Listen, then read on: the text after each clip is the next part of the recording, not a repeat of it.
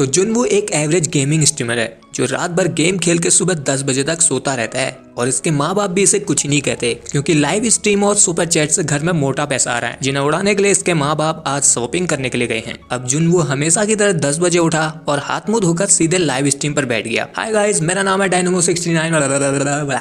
अब जुनवू पबजी खेल ही रहा था कि उसे घर के बाहर से बहुत सारे लोगों के चिल्लाने की आवाज आने लगी। साला चैन से पबजी लाइव स्ट्रीम भी नहीं करने देते। यही सोचकर जब वो देखने के लिए अपने घर की बालकनी पर गया तो वहाँ उसकी आंखें फटी की फटी रह गई क्योंकि वहाँ सभी लोग इधर उधर भाग रहे थे और एक दूसरे को काट रहे थे, जिसे देखकर जुनवू की फटके 4 हो गई कि तभी उसने एक स्कूल की लड़की को अपनी माँ को ही काटते देख लिया, जिससे अब जुनवू की फटके 4 हो गई। जिसके बाद उसने ये जानने के लिए कि ये सब क्या हो रहा है टीवी पर न्यूज चेक किया तो पता चला कि शहर में एक खतरनाक वायरस फैल गया है जिस वजह से लोग ज़ॉम्बी बन रहे हैं। और तभी जुनू के फ्लैट में ज़ॉम्बीज से बचकर उसका पड़ोसी मॉर्टल 69 घुस गया, जिसे देखकर जुनू ने उसे तुरंत बाहर निकलने के लिए बोला, पर उसने उसके बाथरूम को यूज करने की रिक्वेस्ट की जिसके बाद वो चला जाएगा। तो जुनू उसकी बात मान गया और फिर जब वो उसके वॉशरूम में गया तो जुनू को न्यूज से पता चला कि इस वायरस से इन्फेक्टेड लोगों के लक्षण में पहले तो उनकी आंखें लाल हो रही हैं और फिर वो ज़ॉम्बी बन जा रहे हैं। तभी उसका पड़ोसी भी वॉशरूम से बाहर आ गया जिसकी आंखें लाल होने लगी क्योंकि उसे ज़ॉम्बीज ने काट रखा था। जिसके बाद वो पूरी तरह ज़ॉम्बी में बदल गया और उसने जुनवू को खाने के लिए उस पर हमला कर दिया, लेकिन जुनवू ने जैसे तैसे उसे लात मारकर दरवाजे से बाहर निकाला और दरवाजा बंद कर दिया।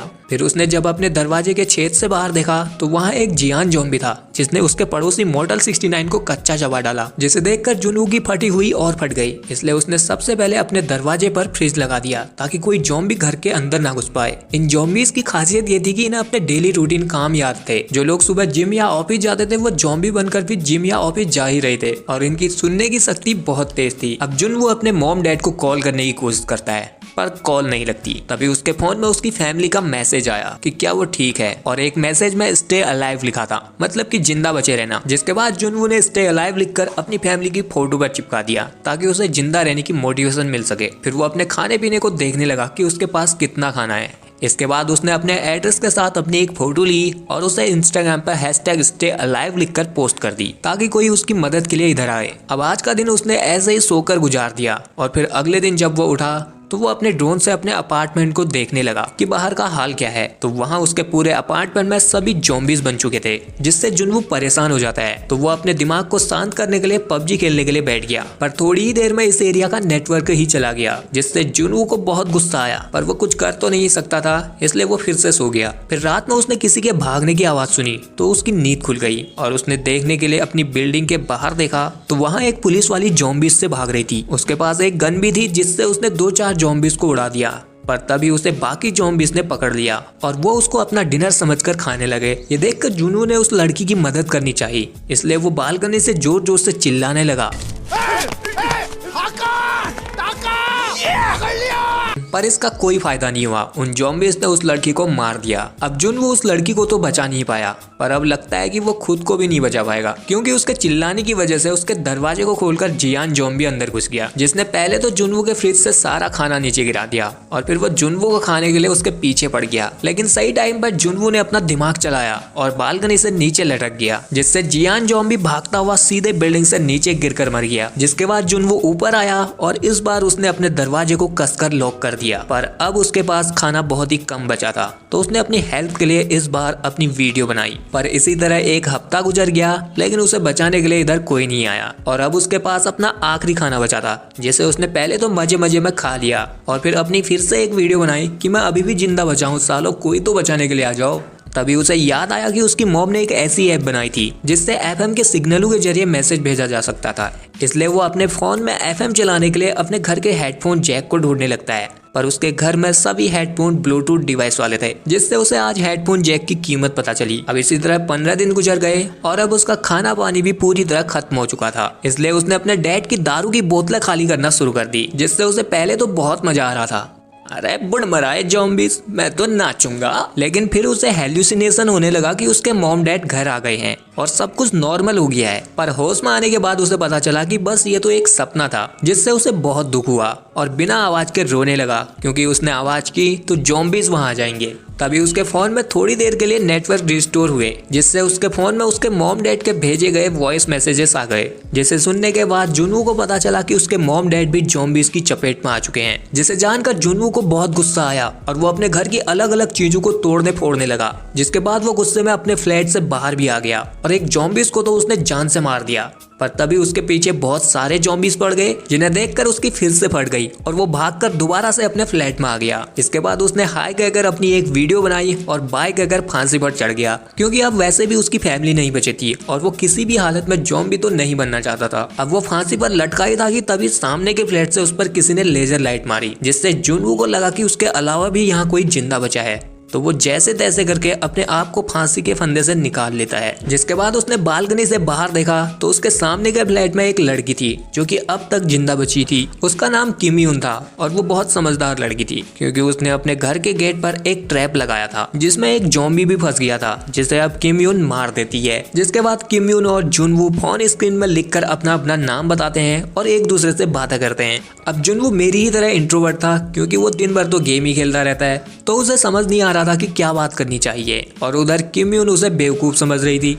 अब जुनवू काफी दिनों से भूखा था, तो किम यून उस तक खाना पहुंचाने के लिए एक बॉल पर रस्सी बांधती है और उस बॉल को उसके फ्लैट की तरफ फेंकती है, पर वो बॉल वहां तक नहीं पहुंच पाई और नीचे रोड पर गिर गई। तो फिर जुनवू ने अपना दिमाग चलाया और अपने ड्रोन के जरिए किम यून तक रस्सी पहुंचा दी, जिसके बाद किम यून ने उसे एक बैग में खाना और पानी भेज दिया। लेकिन जुनवू जब खाना खा ही रहा था तो वो देखता है कि किम यून ने जो बॉल फेंकी थी उसे एक ज़ॉम्बी ने पकड़ लिया है, जो कि पहले एक फायर फाइटर था। इसलिए वो उस रस्सी से ऊपर चढ़ने के लिए उसे खींचने लगा, और उधर वो रस्सी किम यून के टेबल से बंधी थी, तो वो ज़ॉम्बीज के खींचने की वजह से अपनी जगह से मूव हुआ, जिससे किम यून की भी चोट लग गई और वो वहीं पर बेहोश हो गई। और यहाँ वो ज़ॉम्बी उस रस्सी के सहारे ऊपर चढ़ने लगा, जिसे देखकर जुनवू ने किम यून को बचाने के लिए अपना ड्रोन उस ज़ॉम्बीज की तरफ भेजा और उसके चेहरे पर एक कट भी लगा दिया। पर तभी उसके दरवाजे पर भी बहुत सारे ज़ॉम्बीज दरवाजा खोलने की कोशिश करने लगे, जिससे जुनवू का ध्यान ड्रोन के कंट्रोल से छूट गया और वहाँ उस ज़ॉम्बीज ने उसके ड्रोन को पकड़कर तोड़ दिया। जिसके बाद वो ज़ॉम्बी किम यून की बिल्डिंग तक पहुँच भी गया,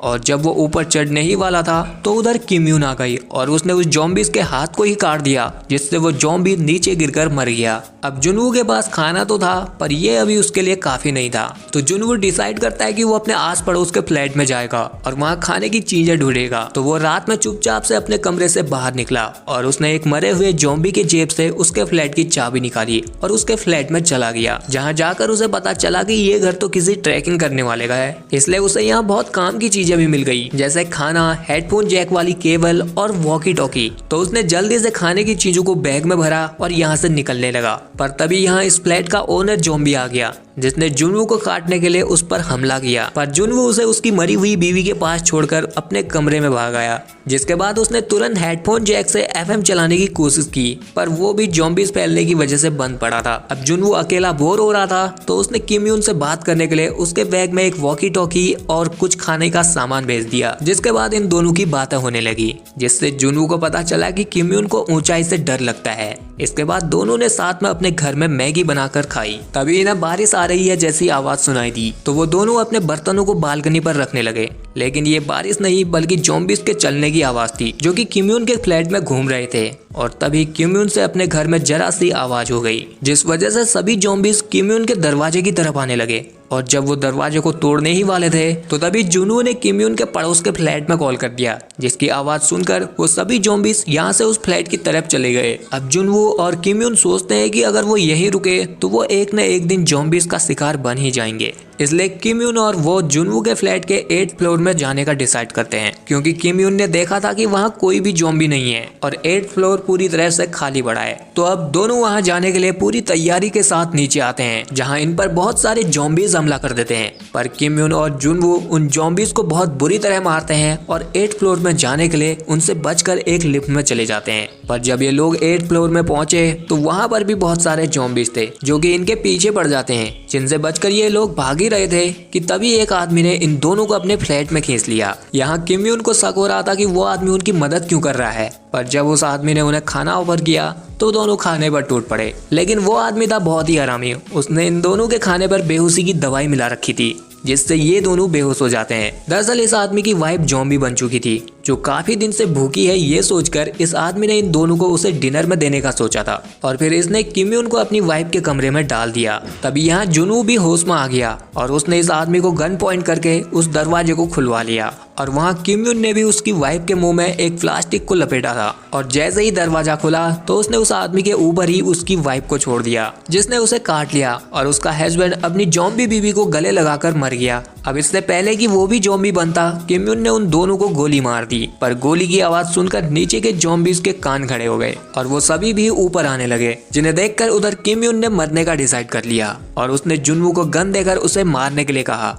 पर तभी उन्हें बाहर हेलीकॉप्टर की आवाज सुनाई दी जिसे देखकर उन्हें लगा कि वो दोनों बच सकते हैं, इसलिए दोनों ज़ॉम्बीज का मुकाबला करते हुए बिल्डिंग के छत पर पहुंच गए। लेकिन यहाँ पर अब कोई हेलीकॉप्टर नहीं था जिससे दोनों बहुत परेशान हो जाते हैं क्योंकि उन ज़ॉम्बीज ने भी टेरेस का दरवाजा तोड़ दिया था और वो इन्हें खाने के लिए इनकी तरफ बढ़ रहे थे और किम यून और जुनू भी हिम्मत हार चुके थे। पर तभी अचानक इनके पास एक हेलीकॉप्टर आ गया जिसमें 2 सोल्जर थे जो उन ज़ॉम्बीज को गोली मारते हुए इन दोनों को सही सलामत हेलीकॉप्टर में बैठाकर यहाँ से ले गए। तभी इनके फोन में नेटवर्क भी आ गए जिससे जुनवू को पता चला कि उसके मॉम डैड भी जिंदा हैं और वो सेफ हैं, जिससे जुनवू और किम यून दोनों बहुत खुश हुए। और फिर आखिर में हमें पता चला कि जुनू के हैशटैग स्टे अलाइव पोस्ट की वजह से वो लोग बच पाए क्योंकि स्टे अलाइव बहुत ही ज्यादा वायरल हो गया था और सभी लोग जो भी ज़ॉम्बीज के बीच फंसे थे वो हैशटैग स्टे अलाइव लिखकर पोस्ट कर रहे थे, जिस वजह से सरकार उन तक पहुंच रही थी और उन्हें बचा रही थी। और यही पर कहानी का दी है। सो आई होप कि आपको ये वीडियो पसंद आया है। आया तो इस वीडियो को लाइक शेयर के साथ चैनल को कर लीजिए सब्सक्राइब।